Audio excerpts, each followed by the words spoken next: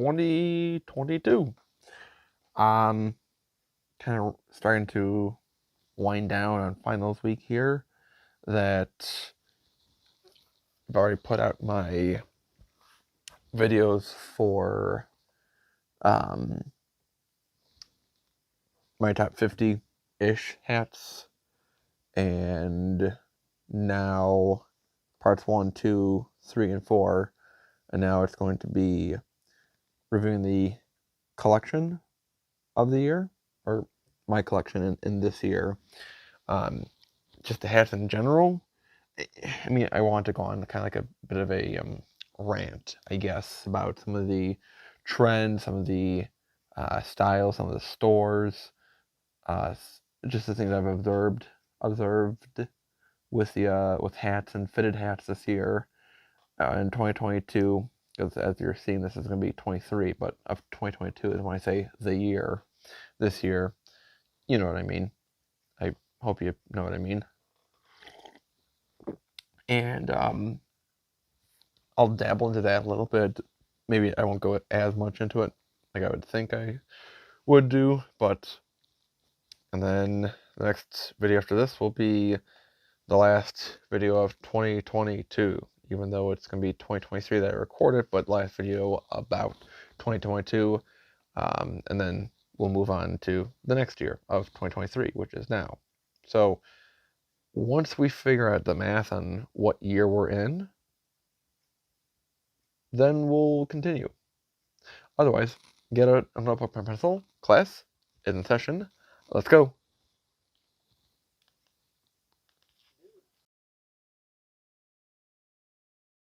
Alright, so I have my usual spreadsheet that I do for my hat collection, and it has a lot of different tabs, different sheets, individual sheets. Because I have my main hat tab, where that's like my main collection numbers, and then I have like each year, like 2020, 21, 22, and those carry the same kind of organizing of categories, or different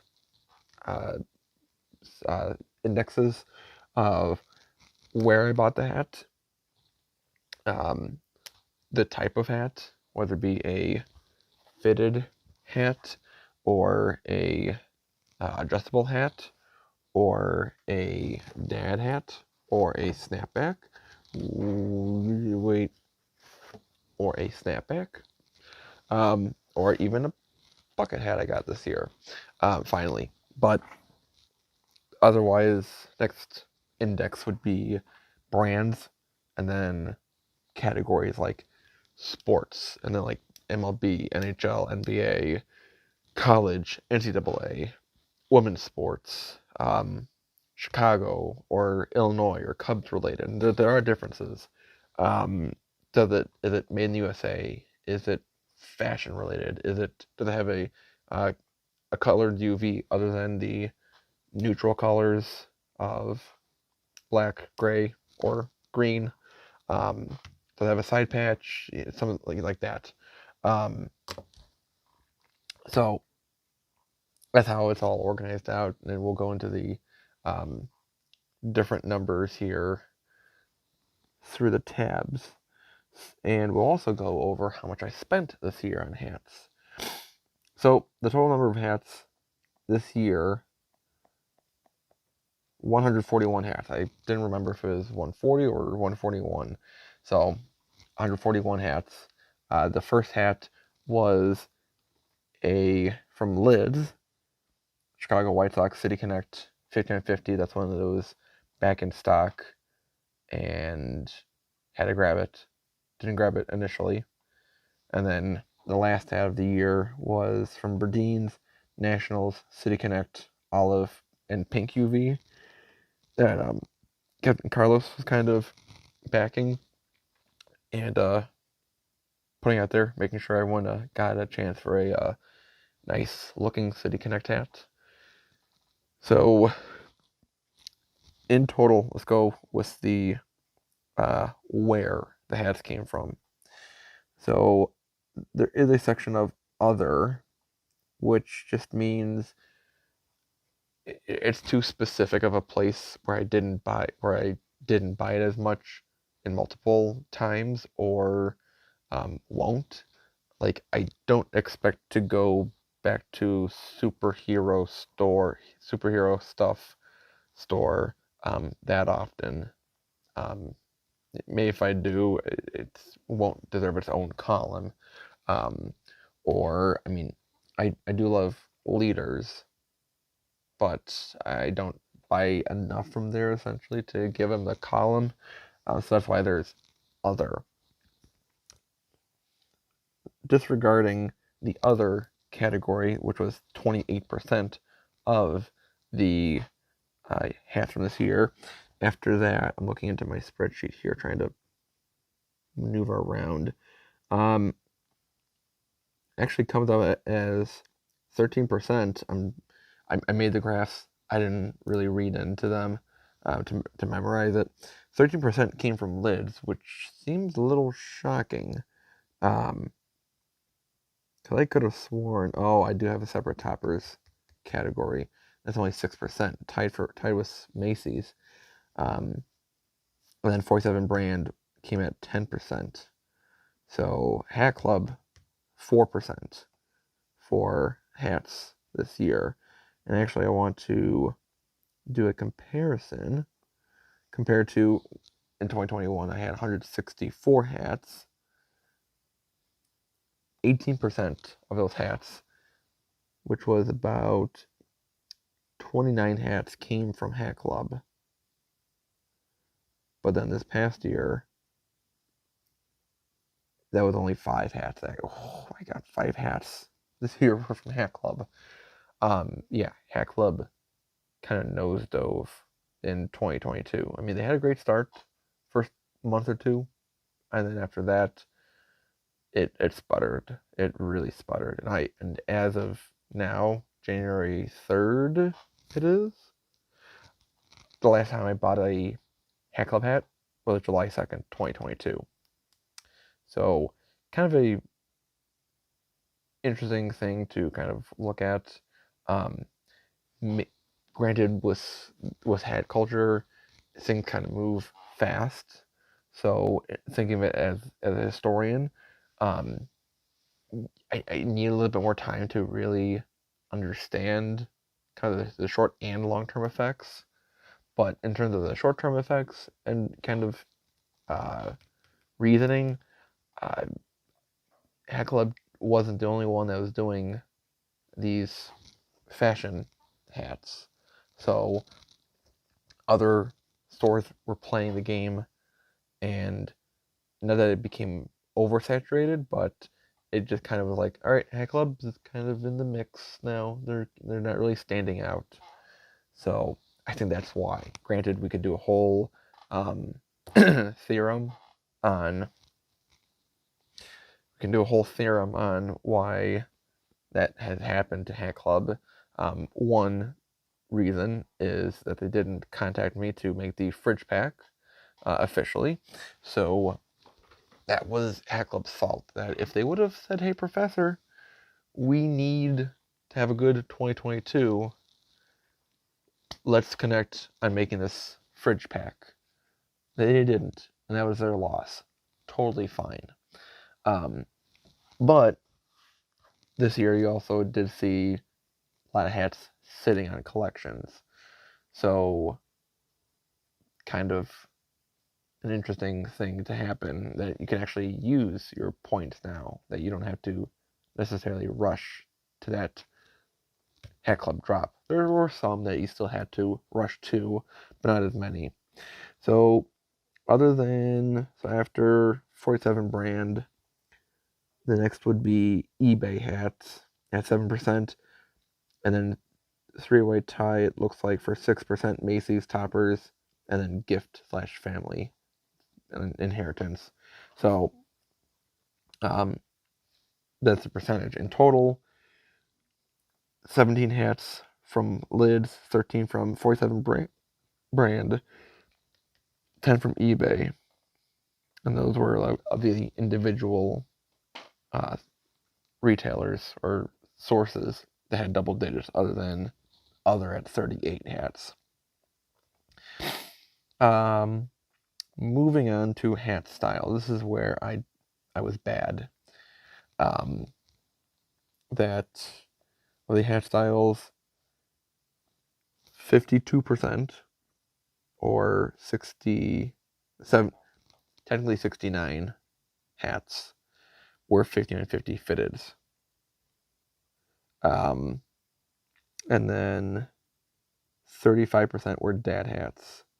And then after that, it'd be adjustables, which I would count something like this, where it's got a structured crown, and then something adjustable, whether it be Velcro or snaps, like this would be, or Velcro strap back, but kind of a difference of the crown. That's what my definition is. And after that, 3% of snaps. So that's how many? 4 snapbacks, 69 5950 hats, 46 dad hats. And of those 46, 28 were cleanup hats, which is the 47 brand name for the dad hats. So that was the main focus for the year. I am always about hat diversity, and I think that this still shows my hat diversity is good. Could be better. Yes, I could get more dad hats. I for sure want to get more snapbacks. That's the thing. Hold on, I don't have any snapbacks on the table here.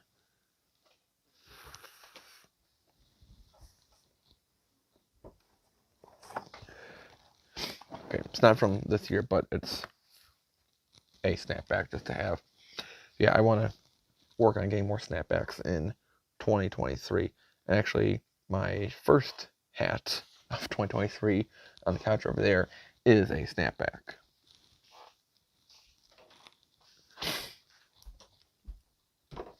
So even though a slight majority is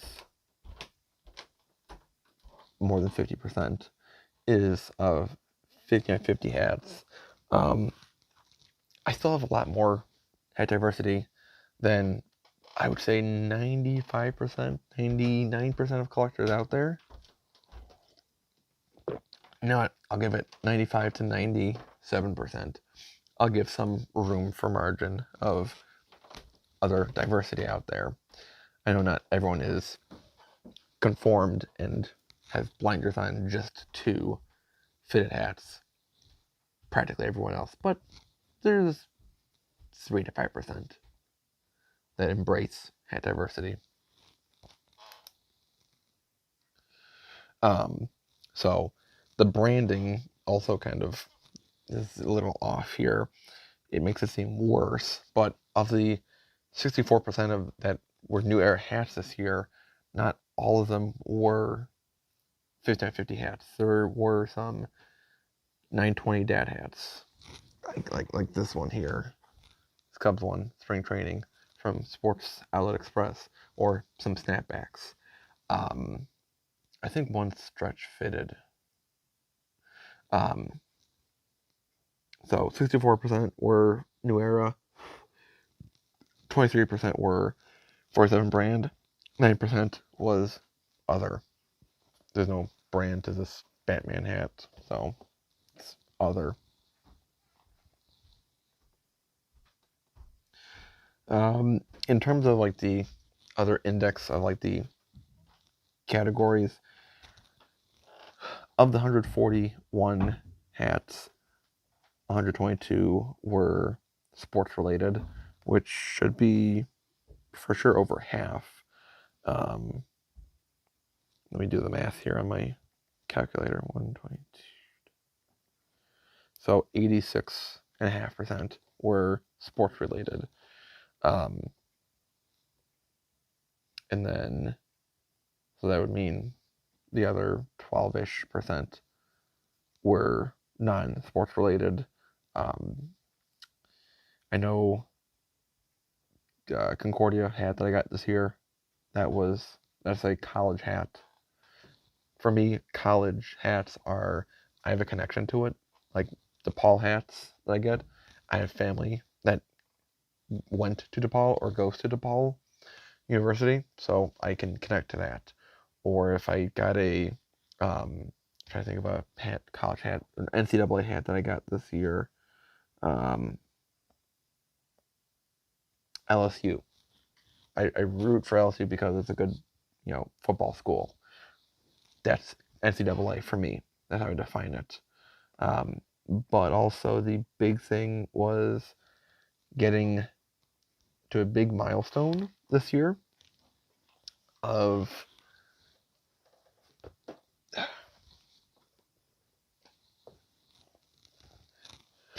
a big thing this year were four milestones.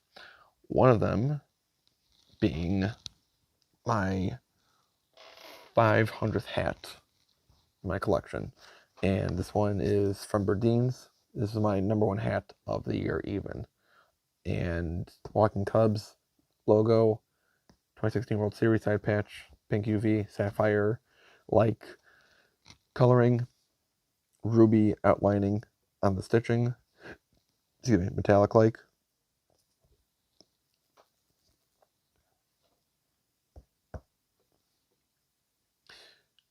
And this was my first hat from Berdines, first of many.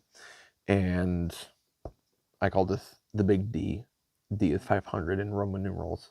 But of course, the innuendo, I couldn't pass up a joke about that. So made some jokes about the Big D, and they went over really well. Also, having over 100 hats, I got to my 600th hat, which is this Batman hat. Made a video about it, didn't get to publishing it yet. And another hat that was a milestone that I didn't get to publish the video was this Boston Red Sox. This one is from 47 brand. This one is based on the City Connect and adds like a side patch, the license plate with the area code. This is my 557th hat in my collection, but it's important because when I first started as Professor Hatter, my Twitter handle that I don't use anymore, but my Instagram handle, Prof Hatter 57. 57, if you don't remember, 57 is the number of hats I had when I started as Professor Hatter. So this is my 500th hat as Professor Hatter. So I wanted it to be like a kind of fun looking hat, but also kind of rooted to a hat that I would have gotten back in the day when I first started, back in 2018 as Professor Hatter, June of 2018. To think that, 4.5 years, at the time it was actually in the summer, so 40 years ago, would this have been like a hat that would have just been accepted, or would have been looked at as like, wow, that's crazy looking, you got a color UV underneath the hat, you got a side patch, these aren't the regular Boston Red Sox colors, what are you doing? That's what, kind of, show the progress of 500 hats later. The other big milestone, looking in this chart here, I had 34 Cubs hats this past year, and one of those was this Cubs one. It's pretty simple, 1911, 1914 Cubby holding the bat. This was my 100th Cubs hat that was kind of gifted in a way, or meant as a gift, where a friend of mine, Lindsay, had sent me a Amazon gift card for a birthday gift, and she had said that, sorry, I couldn't find a Lids gift card online, which they do have them, but the intention that she had was for me to get a hat. That's what the main thing was. She knows that I am huge on hats, and she's contributed to the channel before, and I knew I had to do a special hat. So this is what I got, and with my 100th Cubs hat, had to make it the timing just right. So this was a big milestone. I think, like I said, my video of my top, this is my number 3 hat of the year, because it just means a lot to have. Having 100 hats of any team is a lot of dedication. I don't wear all my Cubs hats necessarily, but just to know that, like, you, especially with baseball, there's a lot of variations of those team hats and a lot of those side patches for postseason, for All-Star games, for World Series. It's, you put a lot of time and investment into that team, and I think it was a theme again this year, just like it was 2021, where a lot of hat collectors just buy hats because they look cool. That is a function of a hat. That is the reason that the hat is made. But the principal reason that these hats are made are because of the team on the front of the hat to root for. Now, the hat that I'm wearing, I'm contradicting myself. Yes, there is room for contradiction, I think. But for the most part, I buy Cubs hats because I like the Cubs. I buy Orioles hats because I like the Orioles. I bought this Rangers hat because it was a crossover with a hockey team, and it was green. So, not the best reason, but I mean, I did buy some Mariners hats, but that's also because I am a now 2-year bandwagon fan. So it's going to be a big year for us here. I waited all my life, that 1 year, for the Mariners to break that drought of the longest postseason drought appearance. So it meant a lot. But again, the idea of hats having good homes to places where hat collectors, really sports fans, are going to appreciate the hat. That's what I wish for all the hats. Because there are still some places where they sell out real quick. My fitteds usually felt like those hats were paper drops. A term pulling from the NVIDIA graphics card arena. Back in 2021, early 2021, when the highly sought after 30 series graphics cards, 3080, 90, 70, 60, were launching, people wanted them, but then the bots would eat them up, and resellers would have them. And it dropped, but no human could really get it because of the software bots taking up those allotments. So thusly, it's called a paper drop. Kind of felt like the same way with a lot of the MyFitness drops. There were some hats that I would have liked, not all of them, because MyFitness is pretty overrated, because I know with my HQ collection video that there is a difference between a hook, which is a big thing that evolved this year, up and down, and the execution, that the hook is like this Cubs hat connecting to Morton Salt, which they have a headquarters, they call it the Morton Salt Shed on Elston in Chicago. It's a kind of a landmark. That's the hook, and then how is it executed, how are the colors used really well, that Leaders did. But my fitted usually just felt like the big designer there, John Jay, just was reaching for ideas. And the Off the Dome podcast, I forget his name, but he's on the podcast. I watch them and the one guy said someone needs to get John Jay out of the house because he's running out of ideas. Because at one time he did Pepto-Bismol hat for the Phillies. He did Bear Aspirin. He did freaking Tide.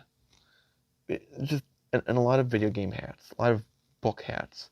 I mean, the ideas aren't, the idea is that, it tells a story. But sometimes it really, really reaches for a story. It really reaches. So I think they were the king of overreaching on hooks. There were other places that overreached on hooks as well, which I kind of highlighted with my HQ collection video. And hopefully some hat retailer will pick it up and we can make that, or maybe someone wants a fridge pack. I can do that too. If they, whichever collection you want to do, hit me up, slide into my DMs. I am open. But I think that was a theme as well from this year where they're just overreaching on some hooks. And again, the execution is different than the hook. You can have like a really dumb hook idea, kind of what a lot of my fed hats were, but then how it came out using the colors could be used really, really well.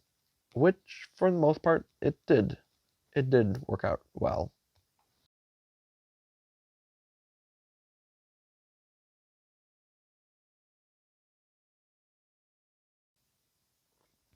Now, I thought it was kind of hilarious how a lot of hat collectors were kind of all, ew, for my fitted the glizzy pack. I mean, the innuendo of that being like the big D, I guess, for a hot dog, and it just people took it the wrong way, I guess, and people were not as hip into it, um, which was kind of funny because then they trashed on some of the on-field hats from this past year, for like the holidays, like the Mother's Day, Father's Day, and especially the 4th of July Day hats.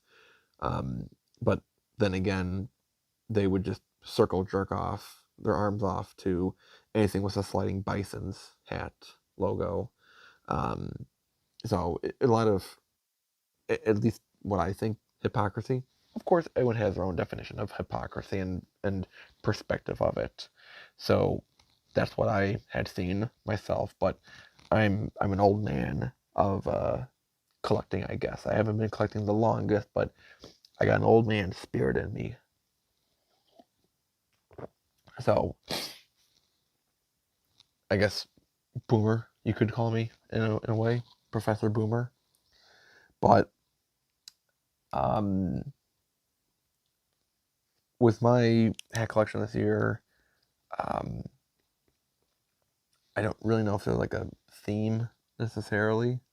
I wanted to get more toppers hats for sure, but they closed down their shipping officially to or more they're more direct shipping to North American customers and international customers because Fanatics was a tattletale and they're being assholes and kind of told out to that. I don't know if it's necessarily like New Era because I'm sure they knew about it, but in a way, Fanatics kind of ruined it, which is not surprising. Um, one of the, Toppers was like I think the best hat retailer of the year. Um, they were huge because they didn't have to necessarily do like an individual pack or a collection. They could just do whatever hats they wanted to because they looked cool. And I know I had a few in my top 50 for toppers hats. Even like my top 20, I think I had like 2 or 3. So it's a little bit harder to get them now. You can still get them. I got a hat pimp guy to help me out. So and just you have to, if you're gonna get a toppers hat, the new way that they do it, you have to make it worth it. It can't be just be like, oh, I'm just gonna get one hat. you got to make it worth it. Get like 2, 3 minimum, maybe 3 to make it worth it. But of course, Fanatics ruins everything, and like they had ruined Lids. I don't necessarily know if I should blame Lids or Fanatics for not listening to me this year. I don't know if Lids, is their own person anymore. Lions are still confusing. Again, we went through another year waiting for an apology from Lids about March 19th, 2019. Another year passed, and we have no apology. We have no reckoning of information. We have no explanation. And I had reached out. I had tried to reach out to the president, Britton Mon, and the CEO, Tom Ripley, and no response. So we wait. We wait to have a conversation about how Lids has kind of, Lids had a good year for sure. They went really good with their collections with this year in 2022. But I also had called out Lids to have a rehab year after 2021. Okay, we get it. You were like Apple and saw all these other places, especially Hat Club, Android, Samsung, doing a really innovative thing. And then you guys saw them do it for a year. And then you took notes and said, we're doing this now. We're number one. And they just took over. So Lids did a really good job, and they also introduced Lids HD this past year in February, which I did call. No, maybe it was January. No, it was February, I think it was. Anyways, it was because their first drop, I was on a day at the Shed Aquarium. Anyways, I predicted Lids HD in a way, not the exact way I thought it was going to be. I thought Lids was going to separate from Fanatics because they had so many good looking hats that the website structure is still shit. And Lids was going to break away to have a better website to organize all their hats instead of making it like a treasure hunt. I don't know what's more difficult, to find a public restroom in Chicago or to find a new hat on the Lids website that's powered by Fanatics. I don't know what's tougher. Let me know in the comments down below if what you would think. But that was good that Lids HD came out. There were a lot of hats that I regret not getting. There are a lot. And they had a really good year for rookies, but quasi rookie. They're like a Ben Simmons rookie. It was the first version of them, but they knew the system already, like Ben Simmons. Donovan Mitchell should have been Rookie of the Year, but that's fine. Ben Simmons is a dump of a player, and Donovan Mitchell is like supreme. Anyways, but again, Lid's not listening. I thought they're gonna have a rehab year to, okay, we know that you're good making these fashion hats with the different colors, the side patches, the under brims, the pins still stuck around. But I wanted them to have a rehab year of fixing back the customer service problems and the experience, like the website. But they didn't, really. So we wait for 2023 for them to radically change. But I doubt it, because they're just going to keep doing what they're doing, ignoring me, ignoring the adult issues here, and just taking in all the money. That's fine. Whatever. But I think that's enough of my ranting, I guess, for this video here. I don't know how long I went. I think I went, probably about 40-ish minutes here. Yeah. So I'll see how it goes in editing. I'll just cut out the parts where I'm coughing or sneezing or blowing my nose. Um, but let me know your thoughts in the comments down below of about the year of hats in 2022. Any trends that you liked or disliked? Any hat stores that you liked a lot? Who was your top 2 hat stores? Who were your bottom 2? What are your thoughts on why Hat Club just fell off this past year? When like 2020, 21, phenomenal. They were dominant. But then 2022, they fell off. What are your thoughts on that? Do you think Lids should continue on their pace of just pumping out good product? Or is it time for them to step back and take a look at the customer service and customer experience practices to improve on? I'm one of the minority hat people that think that Lids has a lot to improve on. The product is great, but there's another, it's product and experience. And the experience side has been lacking. So, oh, forgot to tell you, my total of spending for the year. So, the way I do my spending spreadsheet for the pay periods. So every 2 weeks when I get paid, that's how I structure out. It's not like by week, it's by pay period. That's how I do it. If you have your own way of like doing it by month, by the whole year, day by day, good. Mine is through pay periods. So per average pay period I spend on hats, $202. On average, I spent $43.82 on hats. And I don't think I paid resell for a hat this year. Maybe one, but it's eluding me. But in total, for hats, for what I spent on hats this year, $5,460 US. So, yep, that's a lot. But I mean, actually, let me compare. Hold on, let me compare how that was to the year before. Oh, it was worse. That's funny.